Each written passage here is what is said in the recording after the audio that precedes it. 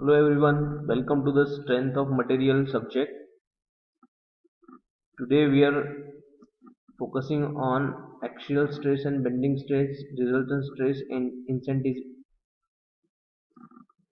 resultant stress variation diagram. In previous video lecture we have studied about direct and bending stress, eccentric loading and effect of eccentric loading on a pillar.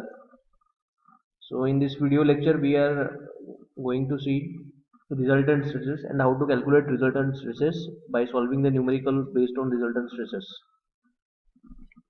These are the various PO and PSO which are mapped through this video lecture. So ये last video lecture में हम लोगों ने पढ़ा था कि column के ऊपर जैसे एक्सिस के ऊपर लोड आता है तो उसको एक्सियल लोड कहा जाता है, एक्सिस को छोड़कर अगर लोड आता है तो उसको हम लोग नॉन एक्सियल लोड या फिर इसेंट्रिक लोड भी बोलते हैं, ठीक है ना। नॉन एक्सियल लोड और इसेंट्रिक लोड। अभी ये एक पिलर का एग्जांपल था कि एक जो पिलर होता है अपने घर का कॉलम या पिलर हम लोग उसको बोलते हैं, ये उसका एक्सिस है और ये उसका बेस है। तो जब इसेंट्रिक लोड आता है तो बेस में क्या होता है, आपका जो पिलर है वो हमेशा बना हुआ है कंप्रेशन लोड लेने के लिए, तो टेंशन उसके ऊपर आता नहीं है। तो ये जब आप इसेंट्रिक लोड उसके ऊपर देते हो तो उसके अंदर टेंशन आ जाता है, और जब ये इसेंट्रिक लोड आता है तो हम हमारा जो टॉपिक है डायरेक्ट और बेंडिंग स्ट्रेस उसका स्टडी उसके अंदर आ जाता है ना। ये एक नॉर्मल स्ट्रेस है, इसमें डायरेक्ट और बेंडिंग स्ट्रेस नहीं आता है, बट इसेंट्रिक लोड जब आता है तो डायरेक्ट और बेंडिंग स्ट्रेस आता है। तो कितना अपना टेंशन लोड आ रहा है, कितना कॉम्प्रेसिव लोड आ रहा है, वो हमको कैलकुलेट करना पड़ता है, उसको हम लोग resultant stresses at the base of the column बोलते हैं। तो ये जो पहला डायग्राम है, ये डायग्राम के अंदर सिर्फ प्योर अपना डायरेक्ट स्ट्रेस आया हुआ है, और दूसरे और तीसरे डायग्राम में जो है डायरेक्ट और बेंडिंग दोनों स्ट्रेसेस आए हुए हैं, ठीक है। तो हम लोगों को डायरेक्ट और बेंडिंग दोनों स्ट्रेसेस के लिए कैलकुलेशन कैसे कैलकुलेट किए जाते हैं वो यहाँ पर देखना है।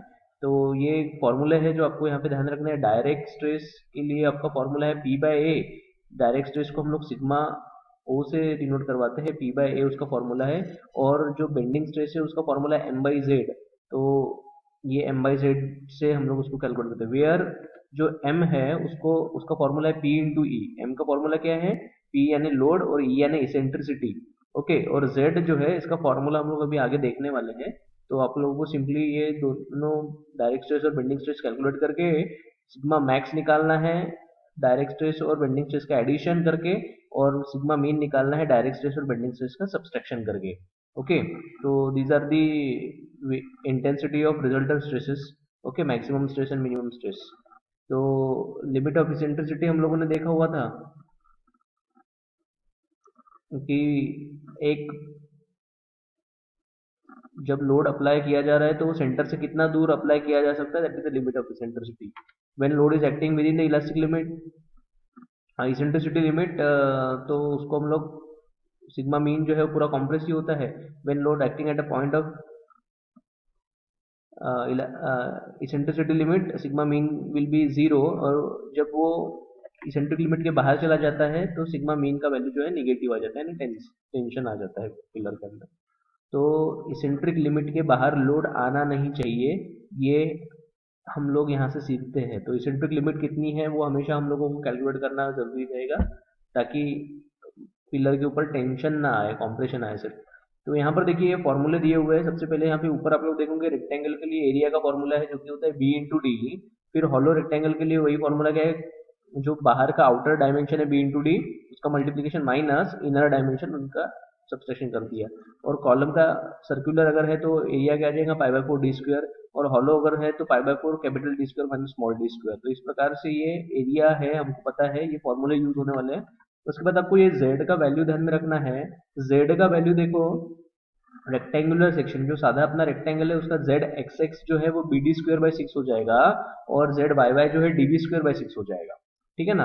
अभी ये आया कहाँ से है, तो z क्या होता है, z होता है moment of inertia upon extreme layer का डिस्टेंस फ्रॉम न्यूट्रल एक्सिस। तो i अपॉन y हम लोग इसको बोलते हैं। तो i का फॉर्मूला यहाँ पे बी डी स्क्वायर बाई 12 डाला हुआ है, और y जो है वो होता है d बाई टू, और ये हम लोग और सिंप्लीफाई करके यहाँ पे लिख दिया b d square by six. तो आप लोग डायरेक्ट ये फॉर्मूला के ऊपर फोकस करो कि जेड एक्सेस का फॉर्मूला क्या है रेक्टेंगल के लिए b d square by six, z Y y का फॉर्मूला क्या है रेक्टेंगल के लिए d b square by six.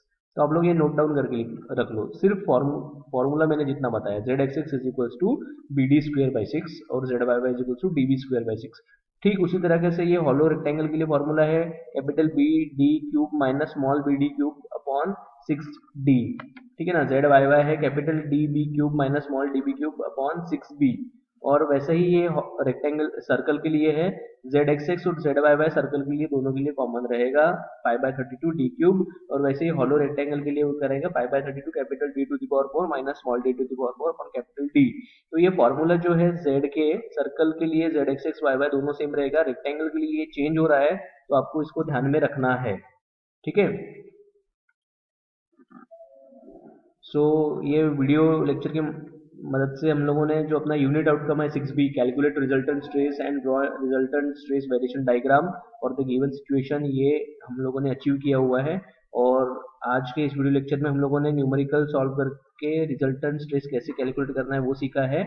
और ये प्रोग्राम आउटकम्स है और पीएसओ है, स्पेसिफिक आउटकम्स है जो हम लोगों ने यहाँ पर आज अचीव किया हुआ है। Okay, thank you everyone.